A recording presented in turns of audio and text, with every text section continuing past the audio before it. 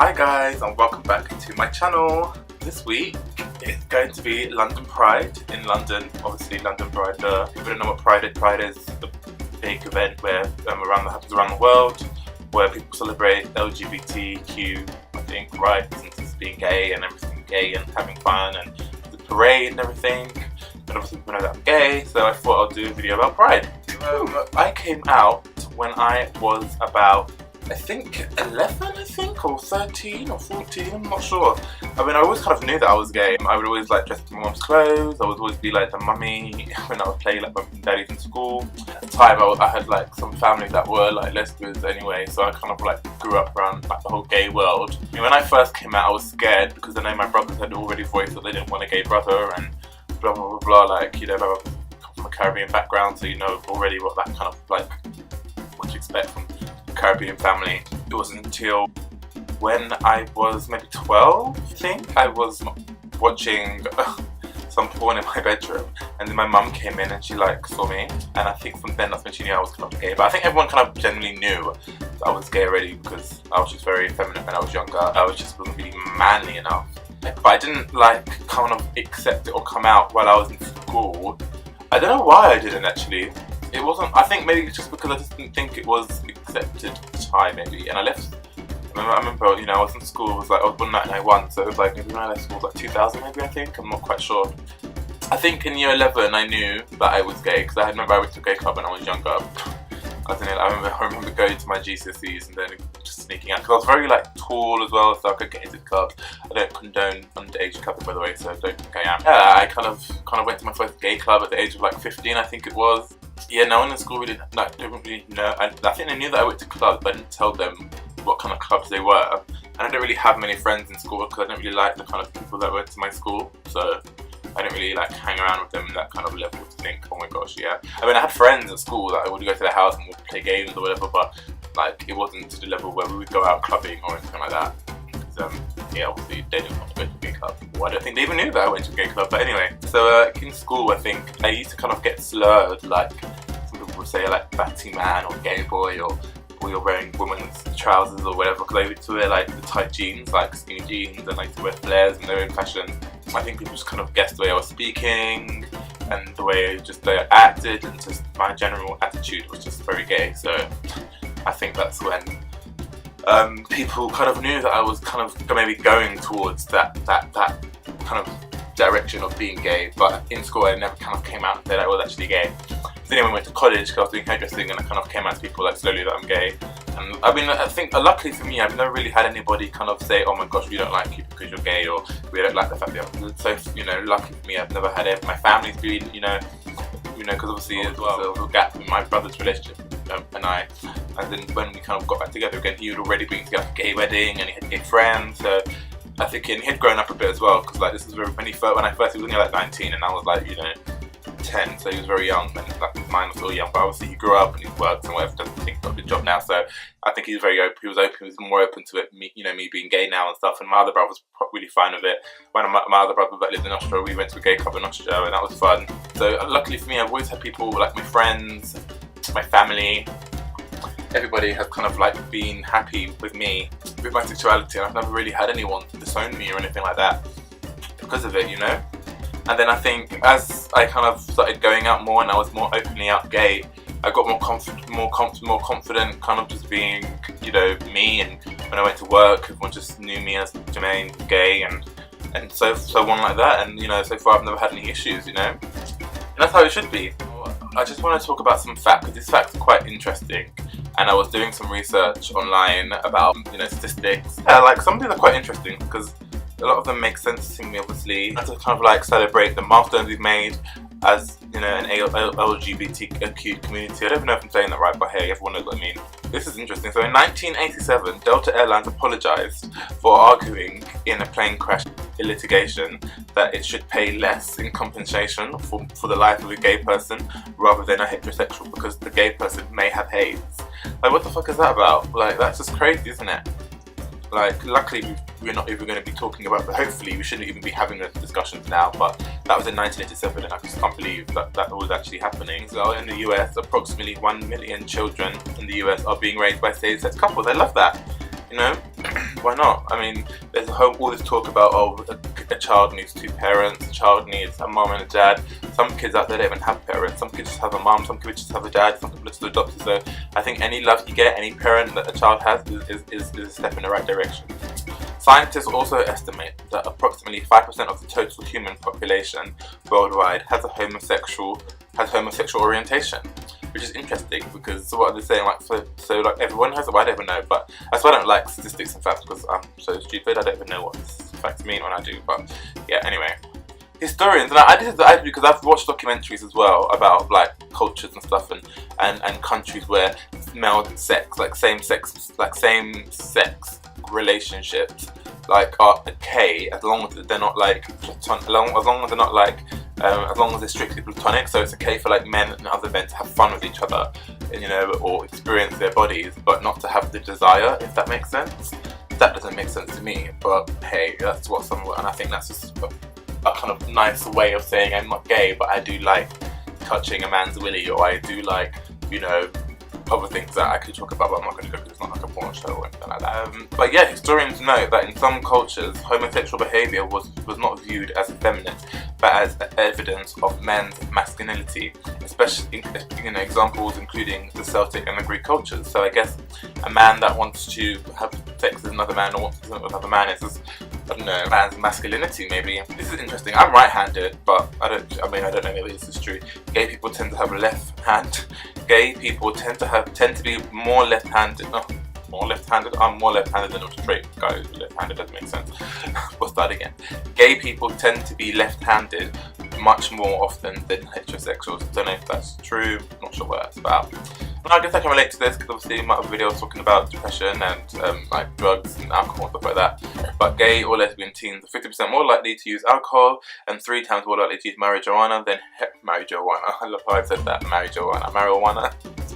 Mary Jo, marijuana. Anyway, marijuana than heterosexual teens. They're also likely to be homeless. Like I do know in the UK, I think every 1 in 5 homeless person is LGBTQ, was from is from the LGBTQ community. So I do kind of I do get that. Now this is interesting. So women out there, don't take any steroids if you don't want a lesbian child, because basically they're saying there is evidence that increased levels of steroid in the room increases the chance that a girl will be a lesbian. Canadian researchers have documented that they call what they call the Big Brother effect. So basically they're saying people males that have older brothers they're 3 times more likely to be gay than a boy with no older brothers. They argue that this may be the result of the complex association among hormones and antigens and the mother's immune system. Now also, what I want to do in this video, I want to talk about the countries that is still very much illegal to be gay, and while you're at Pride and you're celebrating, you're drinking, you're having fun and you're getting drunk and you're doing crazy stuff, walking around your head with your underwear on your head or doing something random, do you think about those people out there that are actually imprisoned just because they have love and, you know, and they love another guy? You know, even though we're so fortunate in the world and society that we live in the UK and America and, you know, some other places in the world where being gay is fine, there's, you know, there's same-sex marriages, there's still so much to be going on when it comes to the LGBTQ, so much activism and so much more that needs to be done for trans and gay and lesbian and bisexual people. But at the same time, those of us that are fortunate to be able to walk down the street and hold hands and have same-sex marriages and have same-sex relationships and not being stoned and being imprisoned, do spare a thought for those that actually are imprisoned, you know, while we're out there dancing and drinking, while there are people out there that are getting stoned for being homosexual, people out there that are getting burnt alive because people think they're demonized or that, you know, that they've been possessed or they're a witch or whatever. So, you know, do spare a thought for those people out there that are not as fortunate as us and that are going for a terrible time, and you know, have fun of course, but just remember that, you know, while we're having fun, just to try and think what you can do as an individual to help other gay people and break barriers around the world to kind of, you know, stop the stigmas and the discrimination against our people and our community. Because I do know as well, within our community there's so many different societies, there's so many different, you know, there's racial division in the gay community, there's transphobia within the gay community, you know, there's so much within our community that we probably shouldn't be having because we've got so much people against us. But I don't get it. I mean, I do get it and I don't get it. You know, I'm lucky for me, I've never really faced any like racism from the LGBT community. Maybe I have and I haven't noticed it because I'm not really open and I don't really racism. I know it happens and it's around me, but I don't really give it any energy that's gonna fuel it. I just kind of, you know, just get on with my life and try not and let those things you know, affect my day-to-day life and my day-to-day living in the way I perceive the world, down to ignorance, because ignorance is very bliss and it's not my fault that some people are ignorant, and you know, you get ignorant people everywhere. But hey, Pride is about peace and love and happiness and enjoying and coming together. So, you know, let's use this time and this week to reflect on how far the gay community has come and how far we need to go to kind of achieve and try. I mean, we probably never will kind of battle, you know, some of the things that we've been trying to battle and fight, but if we try, you know, and just come together as a community, we could do a lot. And I think it's very important that, you know, we try just to kind of stamp down on the racial hate within our community and the transphobia within our community, you know, because I've seen documentaries. There's a great documentary. The BBC did a documentary called Queer. There's another YouTuber actually who did some who did a documentary, amazing documentary, really good, and really kind of like gave you an insight into taboo subjects people don't really want to talk about within the gay community, but you know, it's very much around us, and you know, the more we kind of do the documentaries, the more that we talk about these things, hopefully we can stamp out on these kind of things, because you know, I love being gay. I would never you know, want to discriminate anyone against, you know, obviously I have my preferences, and that's the thing, there's a very fine line between preferences and discrimination, you know, which was another thing that was highlighted in that documentary that I was talking about. I'll put the link below for you to kind of go and watch, because it's a great documentary, it's a great series. I mean, I have done it when I was younger. I did experience homophobia. I got attacked actually. That was the only time I've ever experienced it. I was in Vauxhall, you know, Vauxhall is a place in London where there's a few gay clubs, but I wasn't actually clubbing in Vauxhall. I was just going through after a club, so I had to get the night bus home, and a group of guys kind of came up to me and kind of like had to steal my phone and told me like, guys, like me and Jeff shouldn't be around here, and we don't dress, you know, all this kind of stuff. So 1 in 6 lesbian, gay and bi people have experienced homophobic or biphobic hate crime or incident over the last 3 years, and this is like hate crime in the UK. 2/3 of those experienced hate crime or incident did not report it to anyone. And even at work, you know, that's the thing I don't really accept. I don't really like open my eyes to slurs and stuff, but you know, I have heard it where people have been discriminated at work, in the workplace, and you know, or you're not a more man, you're a faggot, or all these kind of different things, and I'm just like, oh, where did you come up, get off to? And I know for me, I personally will openly say, you know, like I have friends, like my best friend, her partner is obviously straight, obviously dark, and you know, we have these little jokes and stuff and banter and whatever it is, and like I say, has it passed the heterosexual test? But that's just banter and jokes. Maybe those kind of comments, I'm probably not helping, you know, the community by saying it, but that's just me, and you know, how I am with my people, and you know, everyone knows that I am quite fairy-like when I want to be. And I can put up a shelf if I wanted to. I can, you know, dig up the garden. I can do weeding. I mean, that's probably still feminine thing to do, but you know, I could probably put a brick, and I could probably build a brick wall if I wanted to, maybe. Yeah, I just think, you know, it's Pride Week. Let's spread the love. Let's not forget, you know, that when we're marching and when we're doing and we're celebrating Pride, that there are people out there that are not able to do those things. There are still some countries that need to go a long way. Please do have a look at Google. I think there's 72 countries at the moment that's still illegal to be gay, and you know, just read up about it if you have spare time. It's really interesting, and I hope more people do videos about you know, transphobia and homophobia and what stuff within the community, and you know, it's important that we talk about it and we try and tackle it, because we don't need to be hating within our community when we have so much other hate around the world. And there's enough hate from society, and there's enough hate around the world anyway. I just don't like hate, so let's just try and squash negativity. Yeah. But yeah, that was my Pride video. Hope you guys enjoy it, and if you are going to Pride, have a great time, be safe, make sure you keep your phones on you, and just have a great time. And also think about the people out there that are not able to enjoy and celebrate Pride and be gay and be free like we are. See you soon, guys. Ciao.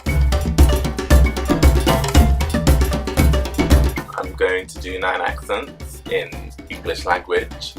My attempt to accents. Gosh, let's do Welsh accent. I'm from Wales. Hey love, I'm from Swansea. accent, Cockney accent. You right, mate? Yeah, I'm from Milford. I live in East London. Cockney. I'm not really good at Jamaican accent. Wagwan, I'm from Jamaica, so I just came from Jamaica on a plane, and I think that's Jamaica. I don't want to do that. I really don't want to do that because I'm gonna make a fool of myself.